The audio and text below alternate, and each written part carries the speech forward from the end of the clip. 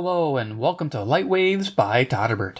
If you enjoy reviews of flashlights, rechargeable lanterns, and other portable light sources, then make sure to subscribe and tap the bell icon so you don't miss any of my most excellent videos. In front of us, we have the Klarus HM1. It's a smart motion sensing headlamp. You can find this retailing on Amazon for $24.99. This had a coupon price, I believe, or a reduced price of $19.99 when I got it, so hopefully it's still 20 bucks, because that represents a good bargain for what it has to offer. Klarus HM1. Here's the box, motion sensing headlamp, illustration there, or photograph on the front. Nice, out there hiking with it. This is very useful in most cases, so if you don't have a headlamp, you're looking for one, you're not going to go wrong here. So let's check out some bullet points. Smart sensing, USB-C charging, IPX6 waterproof. You got a mode where it'll run 70 hours, nice. 100 meter throw, okay, not bad, 440 lumens. On the back here we got some specifications, kind of zoom in. I'll cover some of that along in case I forget something, there you go. What's in the box, their contact information there. And over here we have a chart with the different modes. So you notice you got a turbo, which is spotlight plus the floodlight. You have a high spot, medium spot, high flood, low flood. No low spot. Interesting, they left that out. But you get the idea, right? It shows run times, expected throws, things like that. All right, cool. Let's take everything out. Let's see what we get in the box. In the box, we get the star of the show attached to the headband. The HM1, nice. I do like the look of it. We also get a charging cable, a little mini one. USB-A to USB-C. Simple. And then we get the instructions, which I've opened up already. Here we are, Klarus Headlamp User Manual. There's your specs again, I think from the box. Very simple. Again, from the box, the modes you can expect there. Operation, here we go.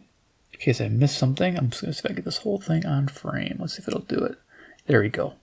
So it's interesting that it cycles. So it's one of those things where if you want to get to the mode, you have to keep pressing to get to it because there's no mode memory, unfortunately. It'd be nice if there was, but you just keep clicking. But the thing is, if you click it to the mode you want, and then you click the power button again, it turns off after 3 seconds of it being on that mode. That's very handy. It's a good thing. There you go. Got motion sensing control. It's the other button. Very neat. I don't know if I'd use it or not. If you guys have an idea, that'll help you. That is cool. It'll let you turn it off temporarily and turn it back on by waving your hand in front of it. Very neat. And you got the LED on the bottom, which will show you, kind of gives you battery status. And then that's it. All right, good. Done with the manual. Done with the cable. All right, let's go over the size of this thing, give you an idea. I didn't measure the headband, but it fit most heads. It's got quite a bit of adjustment to it. I do like that. But the unit itself here, if you were to take it out of the holder, I didn't figure out a way to do it, but there's probably a way to pop it out of there. So I measured 2 3/8 of an inch in length, or 60 millimeters. We have a height of 1.5 inches, or 38 millimeters. Then we have a depth front to back, measured just on the unit itself, at 1.25 inches, or 32 millimeters. A couple of things I can bring out for size comparison.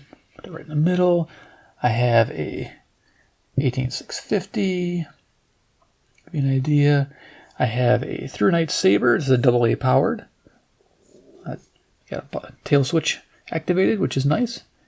Flashlight, single AA. And then if you don't have one of those, we have a standard 18650 everyday carry.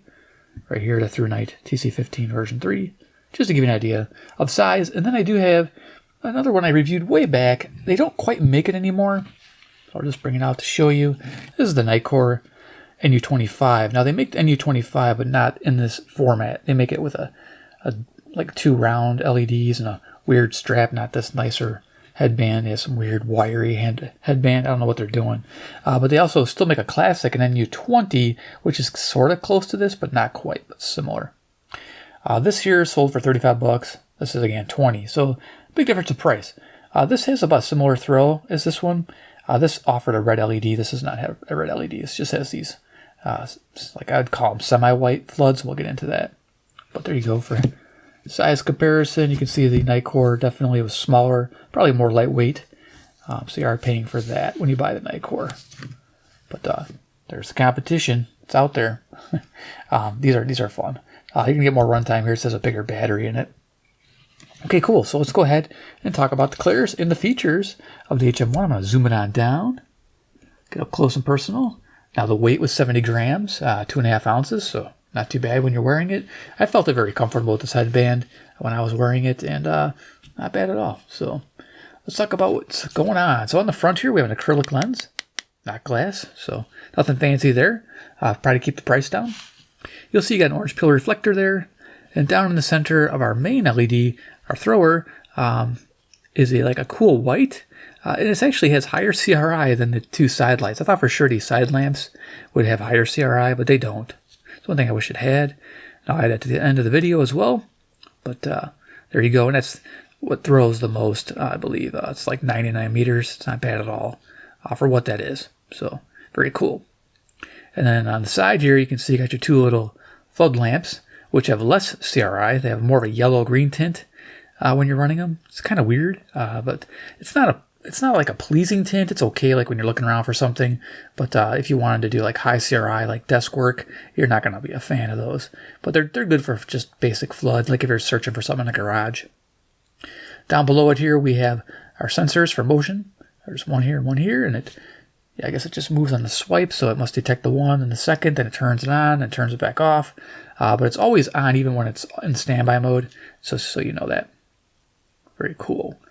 So the body is your ABS plastic, hard plastic all the way around, except for here's a rubber jacket, covers the port for the charging, which I'll show you in a second. And the top here is a rubber coated area. So this area right here, it starts here in this little seam. This is like a rubber top. It's got a rubber top and then plastic sides. A little decorative look to it. It's go fast chrome, right? They should have chromed it out instead of leaving it matte silver, I think. That'd be fun. Or have lights right here. That'd be cool. Little warning lights. You can see it from the side. That's funny. I love that. I mentioned it's IPX6 waterproof or water resistant, which is nice for rain. That's a good thing to have. Tilt, 60 degrees. It doesn't quite go to full 90. I'm not sure if the Nightcore did as well. Let's look at that. The Nightcore almost does a 90. Looks like it goes about 75. Yeah. So this does 60 degrees here. So that's about what you get. And that's pretty good for most things. Like if you're picking something up, you know what I'm talking about. They're picking up the somethings. There you go. Bottom, open this up here and you got your USB-C port. Bingo. And it takes 5-volt, 1-amp input. And the cool thing is you have all modes available to you while you're charging it, if that's a thing. I don't know if it's a thing in a headlamp. I guess if you tie this to your handlebars and you're making it your bike light for some reason, you could have a power bank charging it while it's running. So that's nice. I probably wouldn't run turbo. I'd probably run it like on a high mode or medium mode, just so you don't overcharge the battery, overheat it. And over here we have our battery status light, which lights up blue when it's done charging, solid blue. It's flashing red when it's charging. And of course, when you turn it on, it shows that it's good, blue. 100 to 30% is blue, and then red is 30 to 5%. And then when it's flashing red, it's 5% or less. So once it turns red, it's time to charge. Yeah. It also flashes 6 times when you're in motion sensing mode. There you go, we're in motion sensing mode. We can turn the light off. And I don't know how, I gotta be a little certain distance away. Not too close. There you go, it turns it back on. Kind of a neat feature. I'm enjoying it, so we'll try to demo that some more. Okay, so let's go ahead and turn the light off. There you go, after 3 seconds, it automatically turns off. Cool. So yeah, going to the top, there are switches. 2 of them, got the power switch and the motion sensing. So motion sensing is only active when the radio, when the flashlight's on or headlamp. Let's go ahead and turn it on. So yeah, you have to get to your mode, you gotta cycle it. So there's 5 modes, and then of course off. So turn it on. Floods, off. Let's do that again. There's our spot high. Turbo, which is both. Doesn't really add a ton, just extra lumens. Helps an area. Let's get our color back. Okay, you see how that works, right? Pretty simple. And once you've left it on that mode for a little while, here's our floods. Like I said, 3 seconds, hit it, it goes off. Sensor mode. Okay, so we'll pick a mode. Let's pick a low flood. Okay, and then we'll put sensors on. And then you run an object in front of it, like your hand. You turn it on and off. See how that works? and it remembers the last mode you're using. That's because it's still on. You can see it's still on there. So that's neat. That's your motion sensing. So if you think that's a good feature for you, that means you can just wave your hand in front of your headlamp to turn it on and off without having to try to fumble for the buttons. It is a handy thing to have, so cool. So let's go ahead and go out to the garage where I took pictures of this flashlight in action. Let me just turn it off right now. And the distance is, it's 15 feet in the garage, which is pretty typical for something like this. You're not going to use it for long range. It says 100 meters, but you're not going to be using it that far. On a daily walk, you're looking at like 20 feet maybe, 30 feet the most. But yeah, so let's go to the garage where I took some pictures of this bad boy in action. So, okay, here we are, 15 feet away from the garage door. Lights on turbo. This is 440 lumens. It's spot plus the flood. This is going to give you 2.5 hour runtime on this 1800 milliamp hour battery that's inside of it. And expect a throw of 100 meters. Now we're going to spot high, which is probably the one used a lot. This is 330 lumens. Expect a total runtime of 3 3/4 hours and a throw of 99 meters. If you notice, the figure from turbo to spot high isn't much different on the throw because all the throw is in the main lamp. Now we're on spot medium. This is 100 lumens. Expect a runtime of 8 hours and a throw of 55 meters. Spot medium might be the one you use most of the time to save on the battery. Now we're on flood high.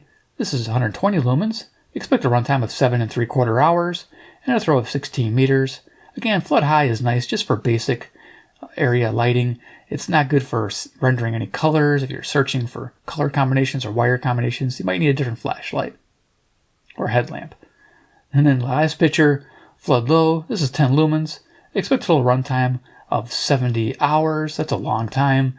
If you can utilize this mode, more power to you, because 70 hours is really good in a long-term situation, especially an emergency situation. You probably want to run this light on the lowest mode possible. And a throw of 5 meters. Woohoo! All right, let's go back to the bench. All right, cool. We'll do a demo really quick and then go over likes and dislikes and my final thoughts on the HM1. So we'll go ahead. We'll get Iron Man here. We'll turn this on. I'm thinking, I don't know, probably this mode. Yeah, this is our spot medium. Or, yeah, right. It goes medium, high, turbo, high flood, low flood, just to remember. All right, cool. There's no lockout, so there's that, just so you know. But we covered everything, so let's go ahead and turn lights off, and I get to go in here, so yeah. All right, get an idea of the color rendering, hopefully. Then maybe we'll fire up the night core. Let's do that. Let's fire up the night core, too, just to do for beams. Let's see, I think that's about equal low, something like that. Sort of low. Okay, sort of the same. All right, so I'm going to bring this up a little bit. Iron Man. Okay, cool. So, Klarus on my right hand, night core on my left. Okay, so here is the Klarus. It's spot. This is the medium mode. Your 100 lumens. 8 hour runtime. Pretty nice. I mean, this thing's nice, cool white. Over here, we have kind of a warmer light from the night core. This is more subtle. Again, but it's more money. I mean, and the lesser model was $25. And this model here, I think, is like $35 now. So just to give you an idea. So that was just to show you what that one does. And of course, this one has red. Yay! Red's nice. All right, cool. So we're going to put that away. Let's do Klarus. Okay, so now we're going to go to the spot high. So let's go ahead and cycle up. There we go. And then flood.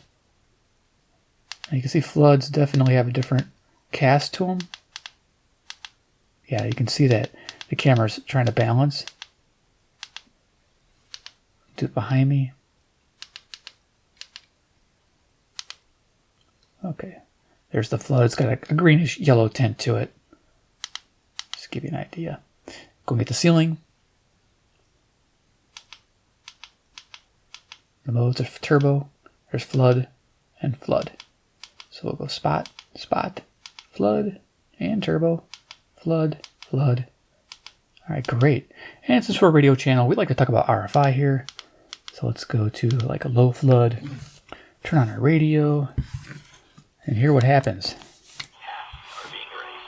Now, if you're working on your head, you're probably okay. If you get close to the radio, though, it's got some RFI. Let's go through the modes. Spot medium, spot high, none. Turbo, none. Flood high, none. And then we got some on flood low.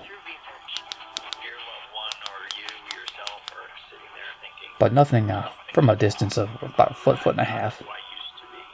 Very nice. Alright, cool. So, yep, there it is. Let's go ahead and turn the lights back on. Do final thoughts of the Klarus HM1. What do I think about it? Yeah. Alright, so turn it off here. Yeah, I mean, it's fairly lightweight in the hand. You can tell there's a battery in there. A nice big fat battery, which is good. I like the idea of the high capacity for sure. I'm ready to get into it. Alright, so front and center. Zoom it on down. Okay. Alright, so there we go. What do I like about it? It's durable. Heck yeah, this thing's meant to drop from 2 meters. Yeah, it can handle it. Probably even further because you can just tell it's rugged. It's put together really well. It doesn't feel cheap at all. This ABS plastic, it just feels good. The only thing cheap maybe are these things. They're just for looks. I mean, they could just, I don't know, left that off. Or pinstriped it like a racing car. You know what I mean? A classic car. But yeah, a lot of fun. Like the headband. Nice headband included. For $19. Why not, right? Looking good. Inexpensive. Again, price is great. I do like the flood mode. I think it's usable. Even though it doesn't have high CRI, I do like the floods. They are useful. At 10 lumens, you can get a lot done and have a long run time. Again, going to that, good run times on all the modes. Spot modes are nice. The throw is good on this light. I do like the throw, much more so than the Nikkor. This doesn't have much of a throw to it. Again, smaller light, but yeah, definitely. Even though the lumens are a little close to this one, it doesn't compare. This is a better thrower. That's good. What else do we have? Motion control. I think that's a really neat feature, being able to turn that on and off with a wave of a hand. I think you would need that if you're in a situation you got gloved hands on and you got this on a helmet.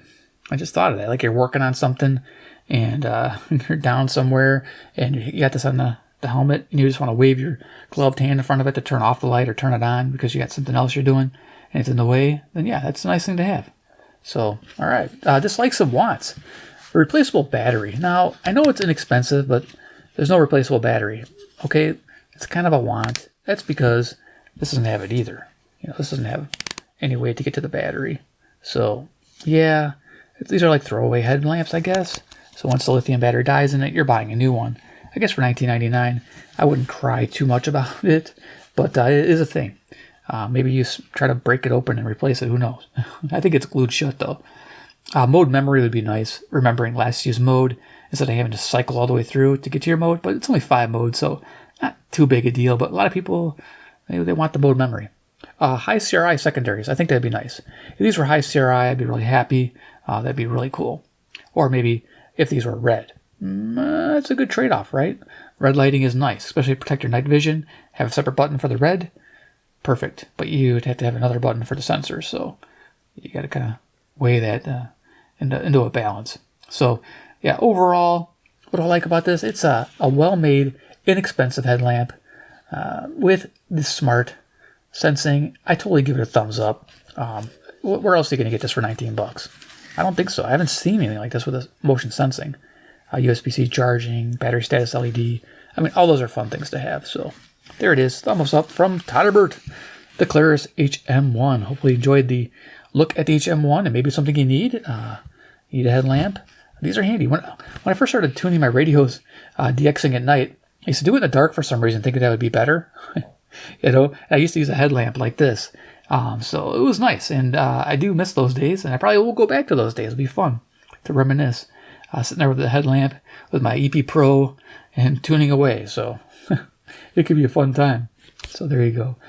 Too, if you like Klarus flashlights and headlamps, you want to see more, subscribe to the bell icon, get notified of future reviews and comparisons. And of course, 3, comment below what you think about the HM1. Are you a fan? Do you like the idea of the Nikkor better? And if you do, tell me why. I can tell right away this is lighter. Just shorter run times is what you're going to get. You're paying more for a name too. And Klarus, though, I've had good luck with their stuff, so it's not like they're like a no-name brand. They're a high-name brand. I've actually seen them featured on TV. I've seen them on like the History Channel, and the guy's wearing helmets has a Klarus headlamp on. I was like, whoa, check that out. It was pretty cool. So I did see this actually in one of those shows. So yeah, they're around. They're worldwide, so they're everywhere. But let me know what you think down below, your opinion on the HM1. All right, guys, thanks for watching, and we'll see you at my next awesome video.